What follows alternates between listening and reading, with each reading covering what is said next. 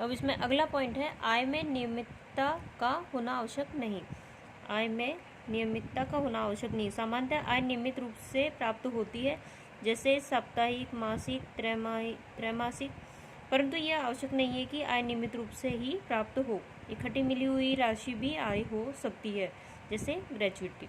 इसी प्रकार लॉटरी, जुआ आदि की आय में भी नियमितता नहीं होती है, परंतु ये प्राप्तियां आय कहलाती है। ठीक, मतलब ऐसा कुछ नहीं है कि वो मंथली मिलनी चाहिए या 6 महीने से या 3 महीने से। इकट्ठे मिल रही है तो भी आय है, एक दिन में मिल रही है तो भी आय है, या पूरे साल में किसी भी तरह मिल रही है, वो टुकड़ों में मिल रही है या इकट्ठे मिल रही है, वो सभी आय की कैटेगरी में आएगी।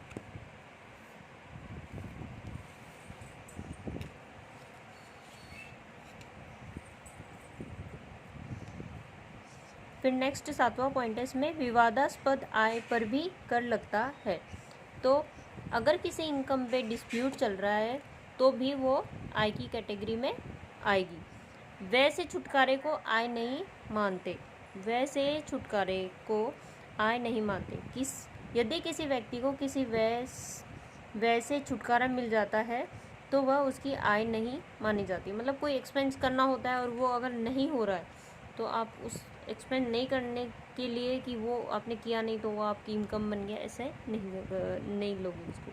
तो उदाहरण के लिए किसी ऋण पत्रधारी द्वारा कंपनी को ब्याज छोड़ दिया जाना, कि ब्याज मिलने वाला था लेकिन हमने कंपनी से नहीं लिया, तो नहीं लिया तो आप इनकम टैक्स वाले ये क्लेम नहीं करेंगे कि ये ब्याज आपने क्यों छोड़ा, आपकी मर्ज़ी से छोड़ा, पर हम इसकी इनकम कंसिडर करेंगे, ऐसा नहीं होगा। आपने छोड़ दिया तो वो कोई उसको प्रेशराइज नहीं कर सकता कि वो इनकम है आपकी, जब तक आपको वो रिसीव ही नहीं हो रही। व्यक्तिगत उपहार आय नहीं होते हैं। व्यक्तिगत उपहार आय नहीं होते हैं। सामान्यतः व्यक्तिगत उपहार जैसे शादी विवाह के उपहार तो जन्मदिन के उपहार आय नहीं होते हैं, परंतु वित्त अधिनियम 2004, कराधान कानून संशोधन अधिनियम 2006, वित्तीय नंबर 2 अधिनियम 2009 तथा वित्तीय अधिनियम 2010 द्वारा दिए गए संशोधनों के अनुसार कुछ दशाओं में व्यक्तिगत उपहार भी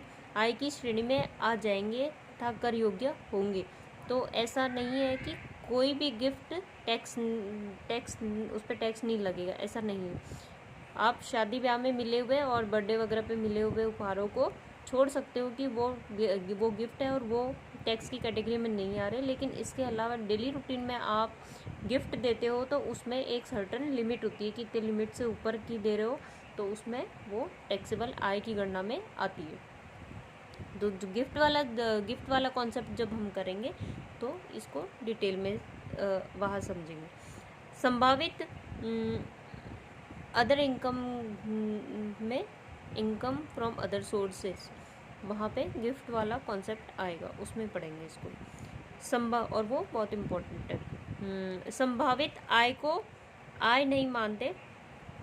संभावित आय को आय नहीं मानते, जो हुई ही नहीं है, आप ये संभावना के बेस पे भी इनकम नहीं मानोगे। यदि किसी व्यक्ति के व्यापारिक रहतिये, विनियोग अथवा संपत्ति के मूल्य में वृद्धि हो जाती है तो इसे उसकी आय नहीं कहेंगे। जब किसी संपत्ति को बेचा जाता है तब लाभ की राशि को आय कहेंगे। आपके पास कोई प्रॉपर्टी है और उस प्रॉपर्टी की वैल्यू बढ़ गई है तो आप जब तक उसको बेचोगे नहीं तब तक उस बढ़ी हुई वैल्यू को आप इनकम नहीं मानोगे। ठीक है। आय प्राप्ति का अधिकार मिलते ही कर योग्य होना, भले ही वास्तविक प्राप्ति बाद में हो। आय प्राप्ति का अधिकार मिलते ही कर योग्य होना, भले ही वास्तविक प्राप्ति बाद में हो। यदि किसी व्यक्ति ने कोई आय उपार्जित कर ली है अथवा उसे आय प्राप्ति का अधिकार मिल गया है तो ऐसी आय कर योग्य हो जाती है। अगर आपको राइट मिल गया है उस चीज़ का कि वो इनकम आपको होनी है तो वो आपकी इनकम कहलाएगी। यद्यपि उसे यह बाद में प्राप्ति होती हो, चाहे वो आपको बाद में भी मिले। तो ऐसा सैलरी के उसमें होता है केस में। उदाहरण के लिए एक निजी महाविद्यालय ने अपने प्राध्यापकों को फरवरी और मार्च 2020 का वेतन अप्रैल 2020 में चुकाया। जो फरवरी और मार्च का है वो कब चुका रहा है, वो महाविद्यालय कब चुका रहा है, अप्रैल में। तो कर्मचारियों के लिए फरवरी एवं मार्च का वेतन गत वर्ष 19-20 की आय होगी। तो मिल कब रहा है बाद में, ठीक है, 20-21 वाले पीरियड में मिल रहा है, और वैसे आय कब की है, 19-20 की है, तो वो इनकम 19-20 में ही कंसिडर की जा रही है। तो जो अक्रू जब ड्यू हो अक्रू हो चुकी है यहाँ पे, पर रिसीव नहीं हुई है, ठीक है, तो वो यही इनकम 19-20 में ही इनकम कहलाएगी। तो ड्यू या रिसीव, जो विच एवर इज अर्ली, जो दोनों में से जो भी पहले हो जाएगा उसी बेस पे आपकी इनकम गिनी जाती है। तो यहाँ पे ड्यू हो चुकी है, रिसीव नहीं हुई है, तो ड्यू बेस पे वो फाइनेंशियल ईयर 19-20 में ही उसको उस सैलरी को कंसिडर किया जा रहा है। फरवरी और मार्च वाली में ही वो ड्यू हो गई है और रिसीव अप्रैल में हुई है, तो उसको फरवरी मार्च में ही उसको कंसिडर कर लिया जाएगा। आय का प्रयोग आय होती है, आय का प्रयोग आय होती है, जबकि आय का मोड आय नहीं होती। Application of income is income while diversion of income is not income. तो यहाँ क्या बता रहा है, यदि किसी करदाता को किसी व्यवहार में कोई आय एक बार प्राप्त हो जाती है तथा वह स्वेच्छा से उसको किसी प्रयोग में ले लेता है, तो वह यह आय का प्रयोग कहलाता है। मतलब रिसीव हुई, उसको यूज भी कर लिया, ठीक है, तो वो आय की कैटेगरी में आ गया, तथा इस पर उस करदाता को कर देना होगा। परंतु यदि किसी करदाता को किसी व्यवहार में कोई आय अन्य किसी व्यक्ति को देने के लिए प्राप्त हुई, मतलब वो खुद यूज नहीं कर रहा, उसको किसी से और से मिली और वो किसी और को दे रहा है, तो इसे आय का मोड कहेंगे, तथा अन्य व्यक्ति को दी जाने वाली राशि इस करदाता की आय नहीं होगी। तो हमें ये तो सिर्फ माध्यम है, बीच में किसी और से लेके किसी और को दे रहा है, तो उस इसे आय नहीं कंसिडर नहीं करेंगे। आय के प्रयोग एवं आय के मोड को निम्न उदाहरणों से भली प्रकार समझा जा सकता है। और उसमें देखो क्या है, एक कर्मचारी, उदाहरण क्या दे रखे हैं देखो, एक कर्मचारी के वेतन में से भविष्य निधि में अंशदान हेतु अथवा जीवन बीमा प्रीमियम के भुगतान हेतु अथवा नियोक्ता द्वारा रहने के लिए दिए गए मकान के किराए हेतु की गई कटौतियां आय का प्रयोग कहलाता है, तथा कर्मचारी को अपने सकल वेतन पर कर देना पड़ता है। मतलब ये जो कटौतियां होती है इसको भी इनकम में कंसिडर किया जाता है। फिर डिडक्शन में इनका बेनिफिट उठाया जाता है, वो चीज़ अलग है, लेकिन ये भी ग्रॉस इनकम में इंक्लूड की जाती है। ये डायरेक्ट यूज़ नहीं कर रहे, लेकिन एम्प्लॉय की ही मानी जाती है, ठीक है।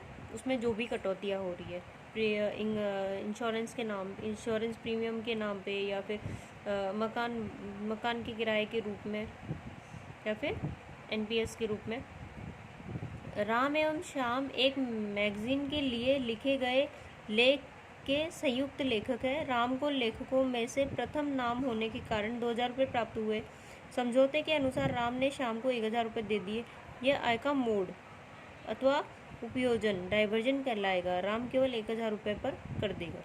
तो मिले तो 2000, लेकिन उसमें भागीदार और कौन है, दूसरा इसमें श्याम है। तो राम को 2000 मिले, लेकिन उसमें से 1000 तो उसने शाम को दे दिए, तो उसकी के पास 1000 ही रहा, 1000 का ही तो उसने यूज़ किया, तो उस 1000 ही उसकी आय की गणना में आएगी।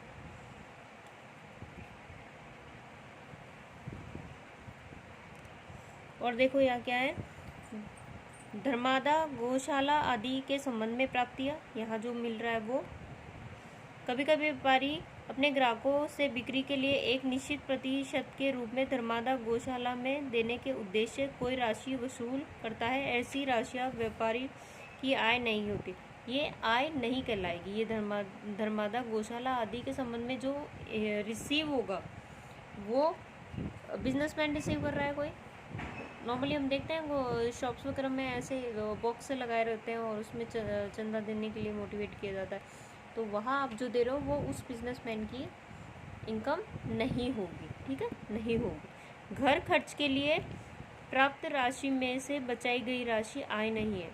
तो हस्बैंड ने वाइफ को पैसे दिए और उसने उस खर्चे में से कुछ बचा लिया, तो वो इनकम नहीं बनेगी, ठीक है। विशिष्ट मदों का यही हम एंड कर रहे हैं इस पॉइंट।